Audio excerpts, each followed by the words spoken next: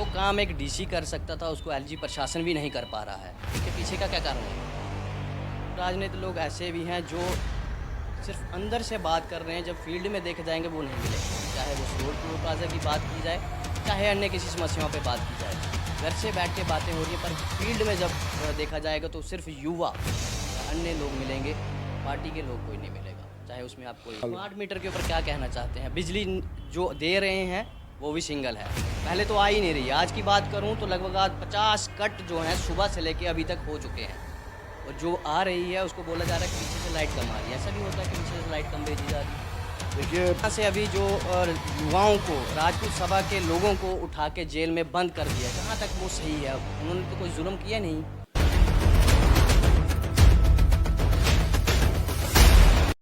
नमस्कार, आप जुड़ चुके हैं सत्यमेव न्यूज़ के साथ और इस वक्त अखनूर में हूं, और मेरे साथ आप जो शख्स देख रहे हैं भली भांति आप जानते हैं, पूर्व मंत्री ताराचंद जी मौजूद हैं। खास बातचीत करेंगे सरोवर टोल प्लाजा के ऊपर, स्मार्ट मीटर के ऊपर, जहां ये भी बोला जाता है कि सड़कें जो हैं घर घर पहुंचाई जा रही हैं, उन सड़कों के हालात क्या हैं उनके ऊपर बहुत सारे बातें आज आपके सामने रखेंगे। सबसे पहले तो सर नमस्कार। नमस्कार। सर, सरोवर टोल प्लाजा को लेके काफ़ी विवाद छिड़ा हुआ है, क्या कहना चाहते हैं उसके ऊपर आप? देखिए, टोल प्लाजा जो है इस वक्त जो सरकार हमारी चल रही है, टैक्स पे टैक्स लगाती जा रही है। अगर गाड़ी खरीदते हैं तो उस पर जीएसटी टैक्स लगता है, जीएसटी देना पड़ता है। खरीदने के बाद जब रजिस्टर करवाते हैं तो उस पर भी 8-10 9-10% टैक्स देना पड़ता है। उसके बाद रोड टैक्स देना पड़ता है। उसमें तेल डालते हैं तो तेल पे भी टैक्स देना पड़ता है। मतलब टैक्स पे टैक्स लगता जा रहा है। तो इन चीज़ों को लेके, क्योंकि वहाँ रोड की हालत ठीक नहीं है और लोगों को सुविधा अगर दी जाए तो उसमें टोल भी लगाओ, इतना वो परेशानी नहीं होती। जब रोड की हालत ठीक नहीं है, घंटों लगते हैं, जहाँ 1 घंटे का रास्ता है 3-3 घंटे लग जाते हैं, तो वहाँ टैक्स लगाना वाजिब नहीं था। अगर कुछ साथियों ने, कुछ युवा जो हमारे पढ़े लिखे युवा हैं, उन्होंने शांतिपूर्वक प्रोटेस्ट किया, अपनी आवाज़ उठाने की कोशिश की कि इसको बंद किया जाए, क्योंकि इस वक्त जो रोड की कंडीशन है वो ठीक नहीं है, तो लिहाजा ये बंद होना चाहिए। तो हमें अफसोस है कि उनको उठा के जेल में बंद कर दिया गया। और हमारा जो कानून है, हमारा जो संविधान है, वो हर एक नागरिक को ये हक देता है कि वो अपनी मुश्किलात जो है, अपनी ग्रीवेंसेस जो है, उसकी आवाज़ उठा सके। तो मैं समझता हूँ कि उनकी आवाज़ कुचलने की एक कोशिश सरकार ने की है। जो काम एक डीसी कर सकता था उसको एलजी प्रशासन भी नहीं कर पा रहा है, उसके पीछे का क्या कारण रहेगा? देखिए, मैं इस पे ज़्यादा नहीं बोलना चाहूँगा, क्योंकि हमने भी सरकार चलाई है, हमने भी लोगों के काम किए, और इतनी दिक्कत लोगों को नहीं आती थी। आज आप देखो, कहीं डेवलपमेंट के काम आपको नज़र नहीं आएंगे। डेवलपमेंट के काम ठप हैं। हमारे वक्त में हम बाहर से लेबर लाते थे काम करने के लिए, हमारी लेबर कम पड़ जाती थी। घर घर में हमने, मोहल्ले मोहल्ले में सड़कें हमने पहुंचाई, घर घर सड़कें पहुंचाई। पीने का साफ़ पानी हर जगह हमने देने की कोशिश की, बिजली हर घर को देने की कोशिश की। हमने आंगनवाड़ी के सेंटर हर जगह पहुंचाए। हमने primary school, middle school, high school बनाने की कोशिश की, डिग्री कॉलेज बनाने की कोशिश की, एडमिनिस्ट्रेटिव यूनिट बनाने की कोशिश की। लेकिन आज समझ नहीं आ रही है, वही सरकार है, वही खजाना है, फिर वो पैसा कहाँ जा रहा है, डेवलपमेंट क्यों नहीं हो रही है, लोगों के को रोज़गार क्यों नहीं मिल रहा है, क्यों जो मुश्किलों का सामना करना पड़ रहा है, ये सरकार ही बेहतर इसके बारे में बता सकती है। कुछ राजनीतिक लोग ऐसे भी हैं जो सिर्फ अंदर से बात कर रहे हैं, जब फील्ड में देखे जाएंगे वो नहीं मिलेंगे। चाहे वो सरोवर टोल प्लाजा की बात की जाए, चाहे अन्य किसी समस्याओं पे बात की जाए। घर से बैठ के बातें हो रही हैं, पर फील्ड में जब देखा जाएगा तो सिर्फ युवा या अन्य लोग मिलेंगे, पार्टी के लोग कोई नहीं मिलेगा। चाहे उसमें आप कोई भी पार्टी लगे। देखिए, मैं आपकी इस बात से सहमत नहीं हूँ। राहुल गांधी जी हमारे लीडर हैं, वो हमेशा लोगों की समस्याओं के लिए सरकार के ख़िलाफ़ लड़ते आए हैं, लड़ते रहे हैं। जहाँ तक आपको ये भी मालूम होगा, उनकी सदस्यता भी ख़त्म कर दी गई इसी बारे में कि वो लोगों की बात करते हैं। उसके बाद पिछले साल उन्होंने, इसी साल उन्होंने भारत यात्रा निकाली। भारत यात्रा कन्याकुमारी से लेकर कश्मीर तक की, तो उनका मकसद यही था कि लोगों के मुद्दे जो हैं, लोगों के मसले जो हैं, वो सड़कों पे गलियों में सुने जाएं, जाके उनकी आवाज़ सुनी जाए, उनके मसले देखे जाएं क्या है। आपको मालूम है पिछले एक हफ्ता से वो लद्दाख में हैं, वहाँ वो यात्रा के दौरान नहीं जा पाए थे। आज वो जगह जगह जाके लोगों को मिल रहे हैं, उनकी समस्याओं को सुन रहे हैं। और ऐसे हम भी अपने एरिया में जाते हैं, लोगों को मिलते हैं, लोगों की समस्याएं सुनते हैं। ये अलग बात है कि मीडिया को हम शायद कम मिलते होंगे, इसलिए आपको लग रहा है कि मीडिया कवरेज हमारी कम होती है, क्योंकि गांव में हम इसलिए ज़रूरी नहीं समझते कि वहाँ बिजली भी बहुत कम होती है, टीवी नहीं चलते हैं, मोबाइल नेटवर्क भी नहीं के बराबर है बॉर्डर पे, इसलिए मोबाइल में सोशल मीडिया में भी कम दिखाई देते हैं। तो जो लोग शहरों में रहते हैं, जिनका काम सिर्फ फ़ोटो खिंचाना है, 10 लोगों को लेके कैमरा लिया, फ़ोटो खिंचाया और भेज दिया, अब लोगों को क्या मालूम, वो तो जो कैमरे में देख रहे हैं वो उसी को सच समझ रहे हैं। वो फील्ड में जा रहे हैं कि नहीं जा रहे हैं, वो तो लोकल लोगों को मालूम। स्मार्ट मीटर के ऊपर क्या कहना चाहते हैं? बिजली जो दे रहे हैं वो भी सिंगल है, पहले तो आ ही नहीं रही। आज की बात करूं तो लगभग आज 50 कट जो हैं सुबह से लेके अभी तक हो चुके हैं, और जो आ रही है उसको बोला जा रहा है कि पीछे से लाइट कम आ रही है। ऐसा भी होता है कि पीछे से लाइट कम भेजी जा रही है? देखिए, लाइट खरीदनी पड़ती है, जितनी कंजप्शन हुआ उसी के बराबर मुताबिक हमें पीछे से पावर लेनी भी पड़ती है। और हमारे वक्त में हम तो लेते थे। हमने जहाँ ओवरलोड हो जाता था अखनूर का ग्रिड स्टेशन, तो हमने कलीठ में नया ग्रिड स्टेशन बनाया। उसमें आधे से ज़्यादा एरिया जो था वो अखनूर का हमने कट करके उसके साथ जोड़ा, ताकि वोल्टेज की प्रॉब्लम ना हो। हमने उस वक़्त लगभग 13 के करीब नए रिसीविंग स्टेशन मैंने अपनी कंस्टिट्यूंसी में बनाए थे, ताकि वोल्टेज की प्रॉब्लम ना हो।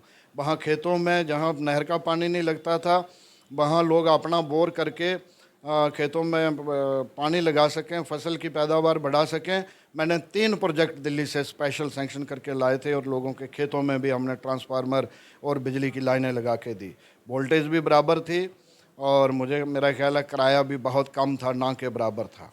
लेकिन आज जो स्मार्ट मीटर, प्रीपेड मीटर जो लग रहे हैं, वो है प्रीपेड। जितना पैसे जमा कराओगे, रात को 2 बजे अगर वो पैसे ख़त्म होंगे, बिजली काटने की ज़रूरत नहीं, वो अपने आप बंद हो जाए। क्या इसीलिए नहीं परेशान किया जा रहा आम जनता को कि अभी लाइट ना तो प्रॉपर मिल रही है, और जो मिल रही है उसके हालात इस प्रकार के, पंखे के नीचे आप बैठे होंगे तो आपको लगेगा नहीं कि पंखा चल रहा है। देखिए, जहाँ इतना ज़्यादा चार्जेस आप ले रहे हैं, वहाँ सहूलियत तो होनी चाहिए। अगर फैसिलिटी आप देते हो, आप चार्जेस भी करिए, तो वो इतना चुभता नहीं है। जब फैसिलिटी भी नहीं है और चार्जेस भी डबल हैं, तो उस वक़्त दुख होता है कि ये जो सरकार कर रही है ये गलत है। तो जिस तरह से अभी जो युवाओं को, राजपूत सभा के लोगों को उठा के जेल में बंद कर दिया है, कहाँ तक वो सही है? उन्होंने तो कोई जुल्म किया नहीं।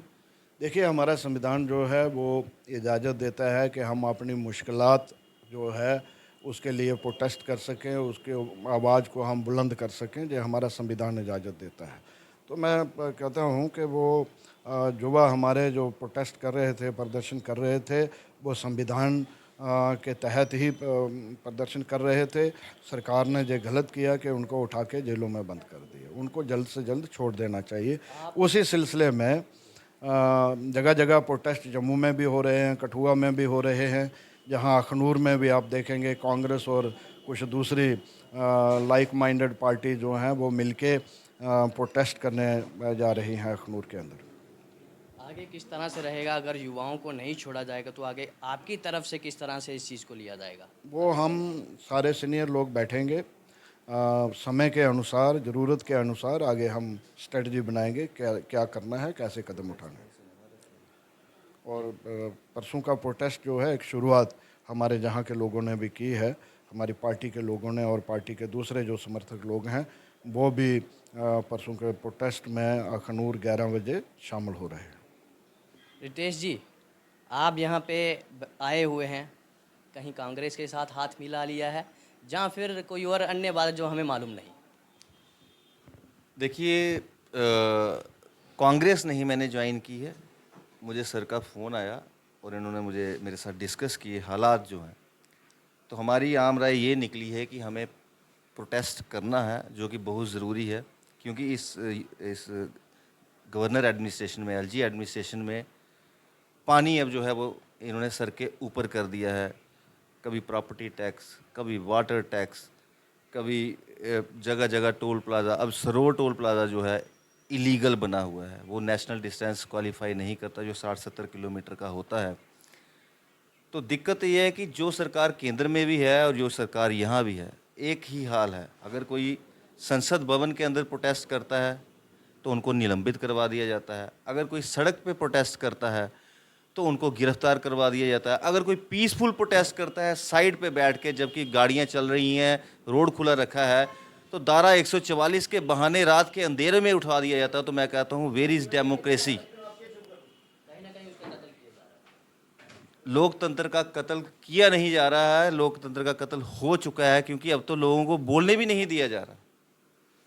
तो मैंने जब सर ने मुझे बताया कि अब प्रोटेस्ट बहुत ज़रूरी है, तो मैंने कहा कि एज ए पॉलिटिकल एक्टिविस्ट मैं और मेरे साथियों का कांग्रेस पार्टी को पूरा समर्थन है, जो परसों 11 बजे के करीब अखनूर के निर्दोष चौक में इसी टोल प्लाज़ा को लेके, एक तो हमारे जुआ राजपूत सभा के साथियों को छोड़ा जाए, अगर तब तक छोड़ भी दिया होगा तो हमारी डिमांड ये है कि उस सरोवर टोल प्लाज़ा को वहाँ से हटाया जाए। हम ये स्मार्ट मीटर्स क्यों लग रहे हैं, मुझे ये समझ नहीं आ रही। स्मार्ट मीटर्स उन राज्यों में लगे जो राज्य बिजली पैदा नहीं करते। हिमाचल हमारा पड़ोसी राज्य है, पंजाब हमारा पड़ोसी राज्य है, दिल्ली हमारा पड़ोसी राज्य है। पंजाब में 200 यूनिट बिजली फ्री है, दिल्ली में 300 यूनिट बिजली फ्री है, हिमाचल में 200 यूनिट बिजली फ्री है। और हम जो लोग, जम्मू कश्मीर बिजली पैदा करता है और हम पूरे हिंदुस्तान से ज़्यादा बिजली का बिल दें, ये तो मजाक बना रखा है केंद्र सरकार और एलजी सरकार ने।